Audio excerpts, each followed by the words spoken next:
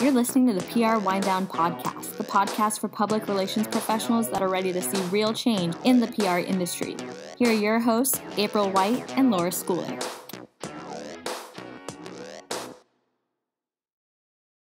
Hey everyone, welcome to the new podcast from Trust Relations, the PR Winedown.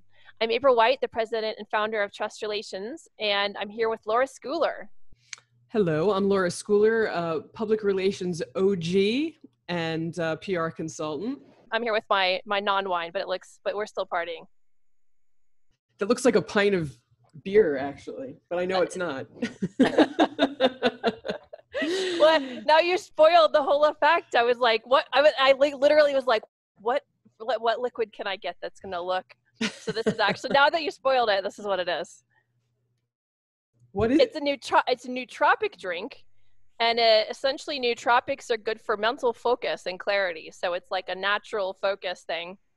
Who does their PRs?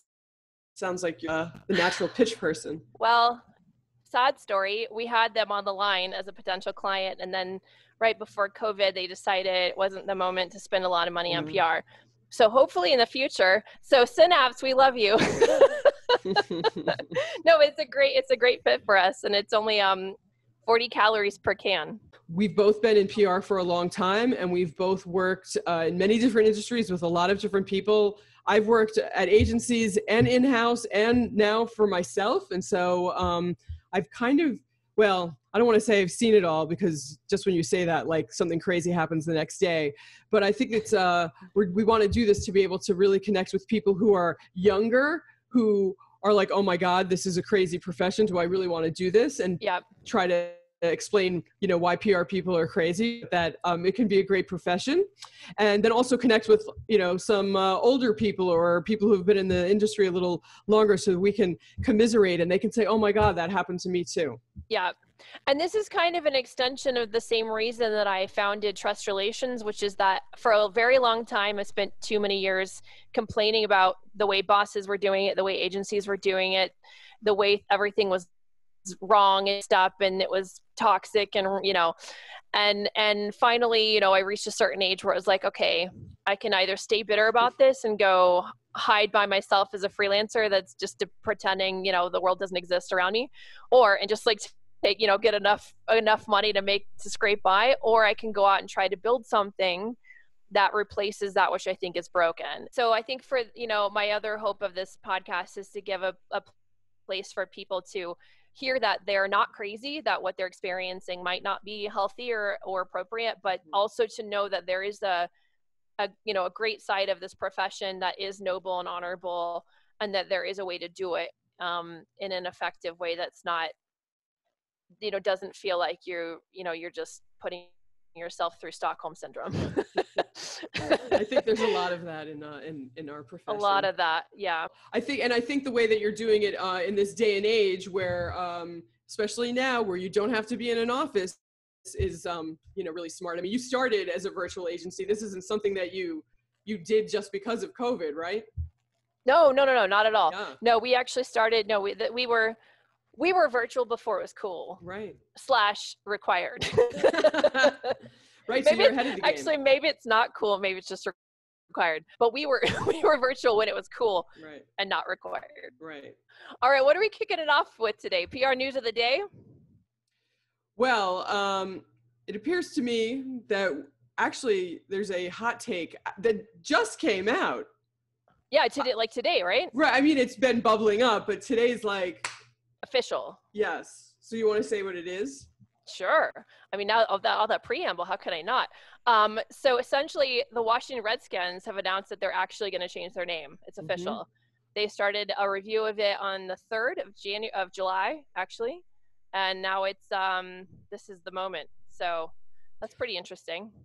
So I was thinking about this, and I've been thinking about it for a long time, and obviously now is the moment for a lot of these teams, to really like make some big changes. And I know with the Washington Redskins, they've been digging in their heels for years about it, and they said, we're never changing our name. But obviously that's not really an option right now. But I think the good news is they can so take this as a PR moment, and not even moment, like year, like maybe 2 years, they can run with this in so many ways and get their brand known worldwide. Yeah, I agree. No, it'd be really fun to represent them actually, because they're gonna have to do the rebranding, they're gonna have to do a new name, then they review the logo, and then they'll have the new mascot. It'd be like, and the team, everything, and what it means, whatever their new logo and new name is, what that means, and and they are apparently looking into doing something that represents or pays homage to Native Americans and the military. I don't know how you do both, but maybe it'll be one or the other. that does seem like a hard thing to reconcile. We'll see what they come up with. But I mean, that announcement, I would imagine that's going to be like national press conference news, right? Yeah, so should be. I think it's pretty exciting. So even though they didn't want to change it, I think they can totally turn it into a positive. Yeah, I agree.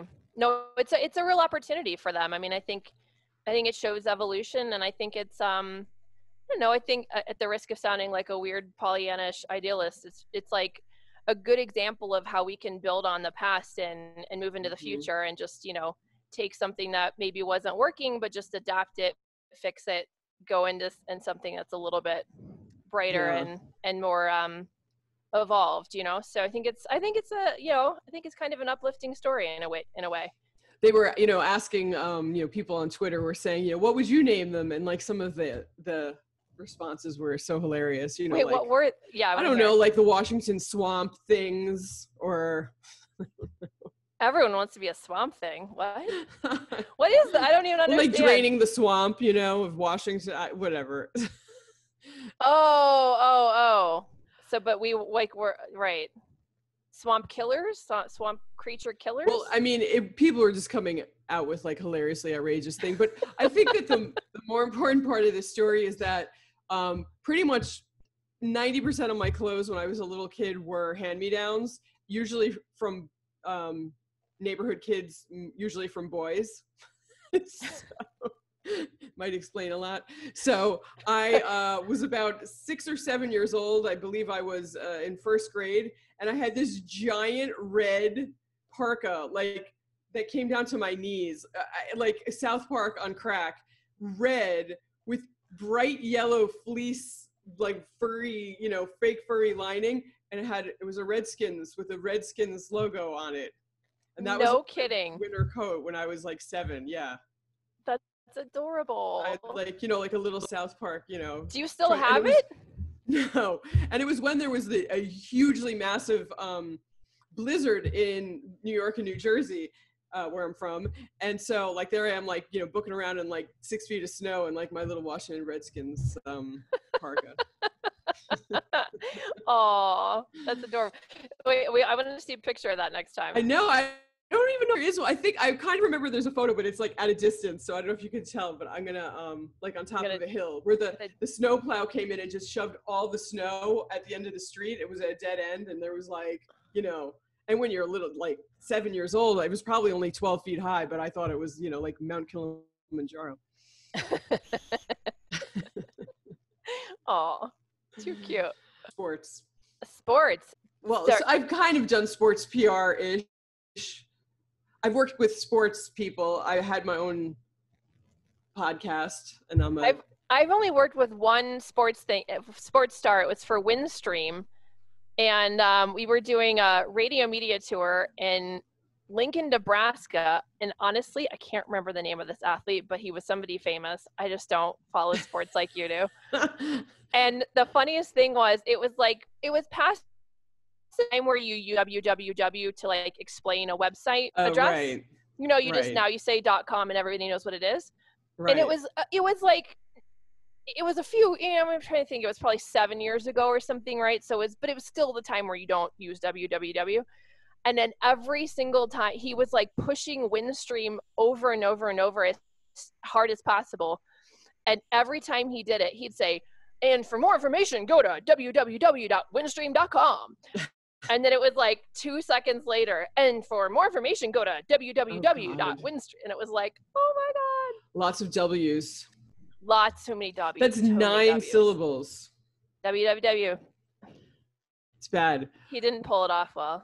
Yeah, no, and back, yeah, when you had to say that, it's hilarious. What a waste of like airspace. But what we, so yes, I've worked with a number of different sports stars while they were playing, after they were playing. But I feel like the most recent sports opportunity that I've been thinking about a little bit was a fail, but it might have been impossible to go any other way, was what happened with baseball. Because during COVID, the season was supposed to start March 28th-ish, and they actually ended up shutting down spring training because of COVID-19. And then so there was that health issue, but then in the meantime, they're talking about, well, okay, let's come back, but how is the season going to look? So the baseball, the union for the players, was arguing with the owners of all of the teams about how many games are they going to play? How much money are they going to get paid? It's very detailed, and it changed every day. Just when you thought they had it like ready to roll, they didn't.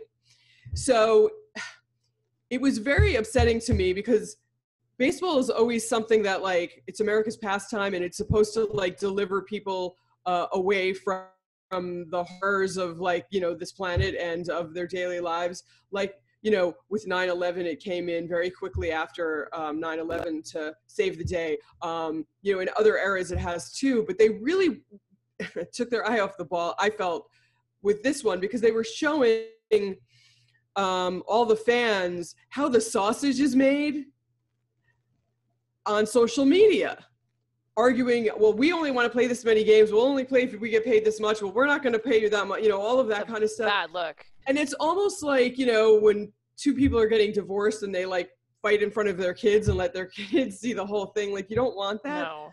Okay, so that was a really unfortunate PR miss, that they could have saved basically, the country, if not the world, by coming in and saving the day. However, I also thought about it a little bit more critically, and it's basically because of social media that was even allowed to go on, that argument. But I think that each side used social media to try to get more of what they wanted. So both sides were really using PR via social media to try to further their cause and get their way. And I don't really begrudge them that, because otherwise it's most sports, and it's becoming less so now, clearly, had been very paternalistic, and like, what the commissioner said went, or what the owner said went, and the players didn't get as much of a say in what happened, but meanwhile, they're the ones that everybody goes to see. Mm-hmm. So I really don't begrudge them for fighting this. It's just unfortunate. I guess it's one of those things that you use social media for, but then you also have to suffer the negative repercussions of it. It's an interesting point. I never really thought about how people, and this has been happening for a very long time, especially in politics, but use the media as basically a playing card mm-hmm. to get their, whatever they're trying to negotiate to push through. And it's, in essence, it is doing exactly what you're saying, like putting the public as the kid between the parents. That's, we're caught in the middle. And it's sort of exciting to be part of that drama, but it's also traumatizing and upsetting. Yeah, exactly. And demoralizing, kind of leaves you feeling down on everybody, like, yeah, like you can't really trust the parents, so. Right. Like, I think people wanted baseball to like protect and save them and just be like, here, we'll help you. But right. It's like, come into our drama. Right. And it's sort of why I think, a lot of people are looking to Andrew Cuomo, the governor of New York, because he's being honest, but he's also trying to be, positive and constructive at the same time. But still, I just think we're in an era where social media, it's just a fact of life, and nothing is going to, just be done behind the scenes anymore, or hardly anything. We're just going to have to like all sit there and watch as our parents get divorced. Right. No, but I think that's an interesting point, because I think it also is why so many people right now are stressed out, because we're in the middle of everybody's everything. And it's like on individual levels, we all have our own set of problems to deal with all the time, right? There's never, I mean, it's a little bit like those people that walk around and they assume that they're the ones with the biggest problems, that everybody else has none. And Right. it's sort of treating the public like that, which is not very kind, because everyone's got their, Yeah. we're all stressed out about everyone, right? Everyone, right? Has Like problems right, now. like a Yeah. dying cat, or it's if it's money problems, or it's a breakup. I mean, it's all, it's And like now, like, everybody's got stress. Every human being, no matter what side of the Right. COVID issue you're on, it's still stressful. right. So then in essence, they're just adding to that, Yeah. and it's putting everybody into like chronic cortisol levels. Yeah. So maybe that's where the PR needs to come in, or people need to think about that more. And hopefully, going back to the Redskins example, they can use this opportunity to sort of rise above it and be a little bit more positive. Set a good example. Yeah. Yeah. So, but baseball is supposed to be starting in less than 2 weeks. Although, every other day another player on the Yankees seems to get test positive. So I don't know we'll see. I think as long as nobody dies, they'll probably go ahead with the season at this point. I hope. Yeah. I know that sounds terrible, but and none of these guys that have it appear to have any real symptoms. So hopefully that is just the case in every case, although you never know. I love how when you get going, it sounds like you've got a gavel. You're like banging on the desk. Bang, bang, bang. Yeah, so when it comes to baseball, I get a little... I can tell. I can tell how excited you are by the number of bang, bang, bang. It's true. I know. But I can't even go to a game, right? So we'll see. But yeah, I just want to watch them. Fair enough. I don't need to go right now. Fair enough. So let's talk about a sort of a burning question I have for you. How many clients have you spoken with in the last decade that have come to you and they're totally distrusting of PR because of a horrible experience, which I started calling PRSD? PRSD. Well, I would say that at a job that I had that I think I'm going to not name right now, several years ago, there was a senior person at that company. I was in-house at the time, and we brought in some new PR agencies and I managed them, and he was very distrustful of PR to begin with. And then he met them and was like, well, you guys aren't the right ones. Why did you get hired? And it was because it was a financial services play. And there's a lot of aspects to financial services. You've got banking, you've got insurance, you've got asset management, you've got alternatives, you've got real estate, all these things. He's like, well, you guys are really good in one of those areas, but that's not what I need. I need this other area. I mean, we'd already hired, like the PR and marketing people had already hired this firm. And that, like, one of the senior partners came in and was like, you guys can't, what are you going to do for me? And we were all like, oh my God. And like the senior person of the agency was a little bit like stumped. Yeah. So do you want to know what happened? Yeah, of course. I mean, Okay. The suspense is killing me. Well, to give the agency a ton of credit, they went out and they found somebody who was a very senior expert in that specific area of financial services that the senior partner thought was lacking, and brought her in, and she was amazing and did great stuff. And we worked and changed his mind. He was he was a really scary guy that I would see grown men cry or dive under tables when he walked down the hallway. And the fact that we were able to get him on board, and he really backed off a lot. And he and I became sort of strange, close colleagues, because our political views were completely on opposite sides of the spectrum. But he ended up really liking and respecting me, and probably because of what we were able to do for him at that time. That's incredible. So was it just a matter of the output, or was there more to it and how you won him over?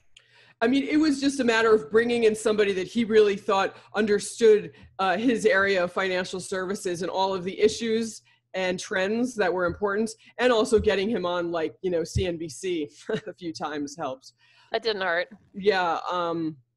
So that was, I mean, it was, like I said, it was hilarious. Like, people feared him, and he and I got along. Like, I think he thought I was sort of like, he couldn't believe that somebody like me existed. So we had a sort of Wait, explain. hilarious. Like, well, so he went to Georgetown, and we did some big events at Georgetown for this, you know, large company.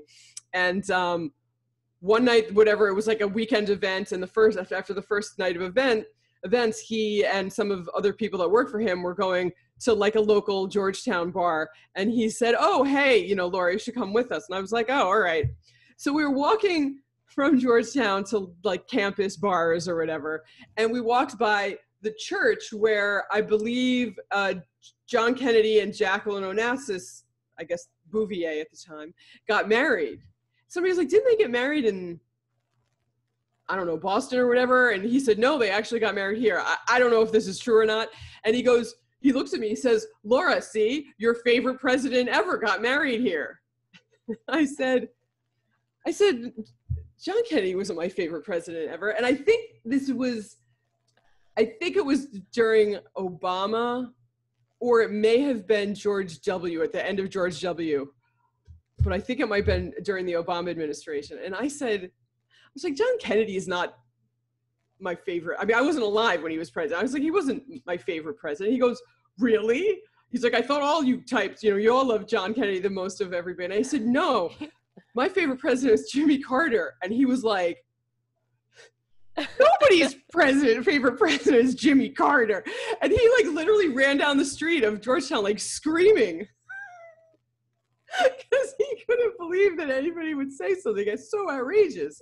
So yeah, that's why he was just like, "Who are you?" And then, but he kind of, you know, he liked the fact that I was from outer space to him. I see. And why is Jimmy Carter your favorite president? Well, what he ended up doing after his presidency is remarkable with the Habitat for Humanity. And the man, I don't know, what is he, almost 100 years old? He's still alive, and he like beat cancer at age 95. I mean, it's like somebody up there is on his side, because it's pretty amazing. It's amazing. Yeah, I have a lot of stories like that. I've worked in places where like people are like, "What? You work there?" So should we listen to our anonymous horror story of the day? Oh yes. So I'll read it to you for this one. Okay. Okay, I have not read this yet, so I apologize if I trip over words. All right, my time at this agency. This is just to set the stage. This is a friend of a friend's anonymous story, so I don't actually know who this person is or what the agency is or anything. Okay, my time at this agency spanned just under a year and a half. I was so excited to get into an agency right out of college, so I accepted a low-paying position, no questions asked. I'm in a smaller market, so no New York pay scale for me. During my time here, so this is past tense, during my time there, my department experienced a lot of resignations. This left me working under a manager who is not always in the office daily. So at about 7 months in, I was left to my own devices in a pretty technical position. Luckily, I was now able to train a male employee who would cross-train to help in my department. I still had, quote, assistant in my title, even with no direct manager to help me above me. And all in all, my quote unquote trainee was great in helping with day-to-day tasks. But when I approached superiors for help, or at least an update on getting me a manager, exclamation point, I was often directed to make sure I was, quote, using my trainee correctly. The issue was needing broader strategic guidance, not a helper, and 9 months before I was in college. If you're doing the math, I was there for almost 8 months without a manager. The day I resigned, I chatted with my male, quote, trainee, only to find out what I suspected all along was true. He made more than I did. My entire time at the agency, post-raise pay included, and I was training him. That's the end. Yeah, there's so many facets to that I have run into, but that's Same. like everything that goes wrong in one in one newbie's story. That's crazy. No, this here, I don't even know if it's a female or male. This person definitely like had I'm guessing female because of the male, but yeah, but I mean that, yeah, it's kind of everything that I've experienced all in one story. Which part of it do you identify with the most? Definitely the taking on way too much for your age. Yeah. And then, you know, you're like, you know, your boss is like a cokehead and suddenly you're doing all of the, like, you know, this didn't happen to me. You're doing all the memos for like the president of like a, you know, Fortune 100 company, you know what I mean? Right. Like, and you don't even know what that means. Yeah. No, and you're like, can you show me an example? Like, I don't know what that means. And then, you know, meanwhile, just, you know, like asking for a raise and being looked at like you have an ego problem, you know? Is that how you ran into that? Like you have an ego problem? Is that more just like you're ungrateful and you're not there yet? And it's like, and the truth is, when I look back on it, I wasn't there yet, but right. I was also doing the job. Right. You didn't ask to get the work that you really weren't supposed to be handling at that point. 100%. Right. So then you think because you're doing it and you're young and you don't know about it, you're like, oh, I'm doing this really senior work, so therefore I should be paid a senior, right. Yeah. And on the one hand, you're right. On the other hand, you're wrong. So, I mean, it's fair for them to make that argument. But yeah, I mean, I think it's a lot of what is wrong with the traditional agency structure too, because this is exactly why, you know, there are problems with elevating people that don't have the experience to senior roles where they don't really know. I mean, people are either promoted too quickly in a way that they can't actually do the work. Yeah. And I think that's, you know, that creates a big problem, because then it perpetuates everything that follows. If you have a bunch of SVPs that are, you know, didn't really get the training they needed, they're not going to give the training that's needed to the next generation. And right. It's a domino effect. And unfortunately, I mean, I think you saw a lot of smart people in PR just when they were in that 20s space decide PR wasn't for them. Right. Because, well, I worked at a number of agencies, 2 PR agencies and 2 IR agencies, investor relations. Yeah. But I did PR. I wasn't doing IR. I just worked with IR people. And what I realized, and I was at one of these agencies at the height of the initial .com boom, when every company was going .com, and like people were like, oh, the internet. Agencies were run so poorly, not only training, but the financials. I mean, it was a complete S show. Like nobody knew what anybody was doing. Nobody really cared. And it was just, there was no way that it was sustainable. And it literally fell off a cliff like overnight, the whole thing. I mean, not just the companies that were completely overvalued, but the PR agencies who had been getting, you know, $40,000 a month or whatever. And we're talking about what, 1999 right. to do what, and using, like you said, what was I at the time? I was in my 20s. I barely knew anything, and especially this brand new technology that nobody knew about. And we were supposed to be like setting these companies up to be, you know, in the New York Times. Like what? Like we didn't even know which way we were going. It was, and nobody was steering the ship. Yep. And I guess those are some of the things that I see that are similar to issues at PR agencies back then. Similar now, the way financials are run and the way people are trained or indoctrinated, or what's expected of them at a way too young age. And I don't want to be an ageist, but there's just literally so many days that you can be alive by that point. So your experience. Right. Well, no, and it's, I mean, I think the thing I didn't even know back then that I know now with some years under my belt, it's like, you don't actually know what you don't know. Right. For a lot of years. So it's like, you know, a decade before you realize like, oh, I really had no business counseling that client to do X, Y, Z, but I didn't know that I didn't have enough information or data points or, and I shouldn't have felt bad about asking for help or questions on these topics, because how would I know, And that was another funny story when, there was a lot of things out there that nobody knew anything about, the internet at that point. And I would say at this one agency, I'd be like, well, I don't know that. And like, these women were like, what? I was like, I don't know. And they're like, oh my God, when Laura doesn't know something, she just says, I don't know. And they were so blown away that I would just, well, what? Like, if it, like you said, it's like, you don't know what you don't know. It's like telling you to speak, Mandarin Chinese. Like, if you have no idea what's going on, you can't even pretend to wing it, Yeah. Whereas at least if you have some experience and some information, like perhaps with a new business pitch or something, that you can sort of cobble some things together that make you sound like you're fully, briefed and intelligent on a specific industry, even if you're not. That's different than being like, here's a brand new technology that never existed before. Now start telling, these senior executives who are paying us, hundreds of thousands of dollars how to go out and promote it. I mean, it doesn't even make sense. Right. So I try to be, from that, I tried to be a good client, because I shortly thereafter went in-house for many years. And I tried to be an understanding client to the agencies, because I knew how tough it was to be at a PR agency. Yeah, it's hard. It's really hard. I'm doing everything I can to make it, all of these things that I saw problems with, right, address them in really detailed ways. But it's not a great, the traditional model is not very healthy and effective. What do you think the main drawbacks to the traditional model are?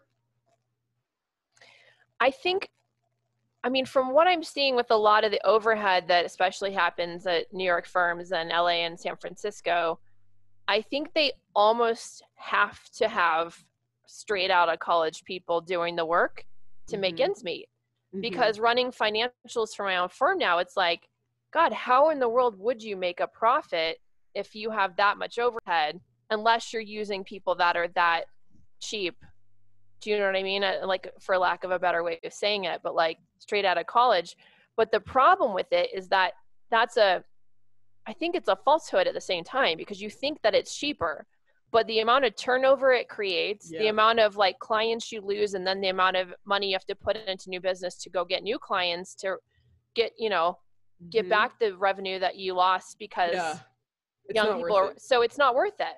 It's not worth it. Right. Get somebody who's got a little experience under their belt to deal with clients anyway. And, hiring people right out of college to have them build lists or, things like that in the background is totally fine. But throwing somebody on as the face of an account takes a couple of years. And even, I've even found that people that are like $100 an hour actually do build a lot better media lists because they have 20 years of experience, right, than somebody who's like got three. It's like they just do, like they just understand, they understand the functions of the different journalists better. They understand the different outlets a little bit better. It's kind of remarkable. So even that stuff, like, they can help, but it still needs to be carefully vetted because, so they saying there's really nothing that like a college graduate can do. No, I'm not saying that. I'm just saying I wouldn't go get me coffee. I would never do that. I couldn't do that because I'm a virtual agency. Virtual. I have to get myself my own synapse, but no, I think what I'm saying is I would never do to that girl or guy that we heard the story from what happened to that person, So, the downside of it is that because there's so many agencies that are promoting people really quickly when they're really young, then it could make people feel held back, but at least then they're set up for success so that when they do reach the next level, they're going to, I just think it's important to have those expectations. So when they reach that next tier or whatever they're trying to do, they're set up for success and not like running around pretending that they know what they're doing when how in the world would they, you know? Yeah. Well, and when you're in your 20s, you're also focused on a lot of other things in life besides your job a lot of the time. Not everybody, but a lot of people. Tinder. I know, like, right, things that didn't exist when I started in PR. Totally. Right. No, thank God I didn't have online dating back in my 20s. I mean, I'm sure there was, but it would have been like. Well, before then, it was like, the personal ads for me anyway, like the back of, I don't know, the Village Voice or New York Magazine. And there's no way in a million years I would ever do. Most people, I don't think, did that, right? No, that sounds dubious. So, Laura, did you hear about the ESPN suspending the NBA star Adrian for his obscene tweet to U.S. senator that just said, "Fuck you"? Is that what it said? So wait, it's an ESPN suspended one of their reporters, right? Not a NBA star reporter. Yes. Reporter. Okay. Yes. So that's what he said to the senator? I didn't know what he had said. The only thing he wrote back is "fuck you." And so they suspended him for that? Yeah. Is that profane anymore? I don't know. I feel like everybody says that all day long. They do. So let's see. I'm going to read you a little bit more about this. So apparently, let me just find a little bit more. So it was Senator Josh Hawley from Missouri. He's a Republican. And he had sent a mass letter criticizing the NBA commissioner for basically the league's relationship with China. So he had asked why Free Hong Kong and other conservative messages weren't a part of the league's initiative to allow players to put social justice statements on their uniforms in place of their names. Because, for example, they're allowed to put, Black Lives Matter, say their names, I can't breathe. And so he's like, well, why can't you put on there Free Hong Kong, support our troops, back the blue, or other conservative statements? And so apparently the reporter had just written in response to the press announcement coming from the senator's office, "Fuck you." He just tweeted, the company statement came after he tweeted "fuck you" to Hawley. And then, so he got suspended. So it's interesting. I mean, it's all around. It's interesting. What are your thoughts on that? I mean, free speech. I don't know. I don't know. Should he be suspended? Is that the question? I guess that is the question, because I mean, if you're a proponent of, free speech, then I think that even if you don't agree with those sentiments, I guess, then it's like, right. How can you not support that? I mean, I suppose using that phrase is not really becoming to a reporter who is supposed to have, specific abilities to use words, and those are the only words he could come up with. It seems a little base. So I sort of understand that probably what he said does not represent what ESPN wants its brand to be known by. Yeah. And it seems like he could have done better. He could have been like sarcastic.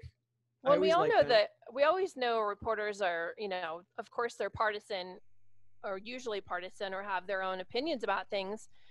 But I remember, from my training as a journalist, like the gold standard of a journalist was to be completely objective in your storytelling, right? So you're not supposed to let your personal emotions and ideas and thoughts leak into it. I mean, I see that happening more and more, almost like everything's turned into op-ed of sorts, but it's not actually according to the gold standards of what we've set out to be as journalists, the watchdogs of society, providing objective, almost like trying to be like a court of law for, court of public opinion, right? So you're supposed to be like a judge who hears both sides, and you're, presenting both sides to the public. And I think there's some of that art form's been lost, which I think is actually shown pretty brutally in that exchange, right? Because he can have those opinions and he can think that, but it should never go in a story. And B, unless he's a political reporter and he's writing op-eds for the Washington Post, fair, right? But if you're just a sports reporter, like, can it? And then if you know, and then if you're, I mean, in my opinion, maybe I'm getting a little bit heated here, but it seems to me like it's just an inappropriate use of the responsibility that journalists have. And then on the other side of the coin, it's like, then in addition to not keeping your opinions out of your, you know, to yourself, you're like actually like engaging. Right. Yeah. You're like engaging with the, so you're right. It is like a judge. Like imagine if a judge said that, right? Yeah. In the courtroom. Right. Exactly. If you put it in that context, it looks very inappropriate. So I guess now that we've talked about it, I do actually think he should have been suspended, because it's, yeah. I mean, you should do better than that, basically, as a journalist, right? Yeah. It's a big responsibility, you know, and you're meant to be the voice for all people. So if he had said, I don't agree with you, Senator, because of this, that, and the other reason, and then he got suspended, I'd say, well, that's ridiculous, but he didn't say that. Well, and also, is it his place? I mean, he's not a politician, right? It's like, yeah, and I don't know enough about the reporter to know like what he's written about before, or you know who he even is. So yeah, it's hard. I mean, and again, social media has changed the way all of these things happen, where you can't really separate yourself from your job.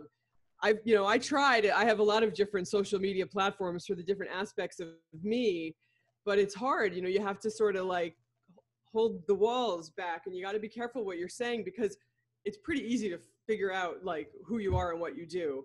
Yeah. And it doesn't look like he was even trying to hide it in this case. Right. No, if you put that on Twitter, I mean, it's an inappropriate, it's a bad use of, it's a boundaryless kind of activity, right? Like you shouldn't be having those dialogues publicly. And there's such a, I don't know, I think people hide behind social media. Like they think they can say anything they want. Like the people on the other side aren't human. Right. And it's what like road rage, as somebody was talking about the other day, right? Things you say in your car at other people, you'd never say to their face standing in front of you. Right. But I don't know. It's just a very amorphous rules. And I don't really know.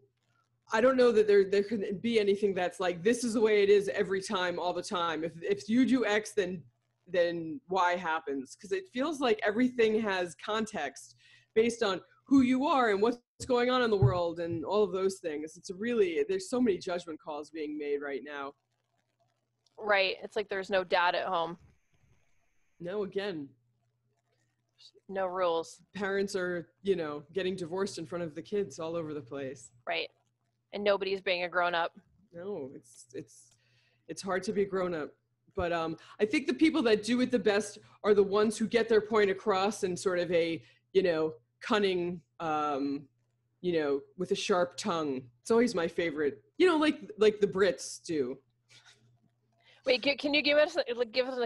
Give us an example. I just listen to Cuomo give his sessions every few days or whatever, and he just says he obviously is not a huge fan of Trump or the federal government, and he just says things that are just so funny. He's like talking about how New York has opened up because of data, and I think it was today, he's like, we look at the data and we make decisions, and we have like planned phased approaches, and it seems to be working, and so that's what we're going to keep following. It's not what I dreamt last night. It's not how I feel. It's not what I read on the bathroom wall. So he says that. He's completely, trying to tear Trump apart, but he's not being offensive. He's being like really sarcastic, but, in a very confident and funny way. And I know that there's tons of people out there who hate him as much as I like him because of their perspective, but at least he's not just saying F you, Trump. That makes him look stupid. He's using his words, I think is what you're saying. Yes, and it goes to show how smart and all New Yorkers would want our New York leaders to be very, with the words. Yeah, no, and I think like using your words and using your actions are two very adult activities. We're not getting a lot of role models for that on social media, but it's No, it's a free for all. There's no barrier to entry. And again, going back to what I said about baseball, it's good in a way because it's democratized. Everybody has a voice, but it's bad in a way because of all of the garbage that you have to go through. Agreed. Thanks so much for joining us for our first ever episode of the PR Winedown. Thanks, April. I thought it was really fun. Yeah, I did too. Can't wait to wind down with you guys again next time.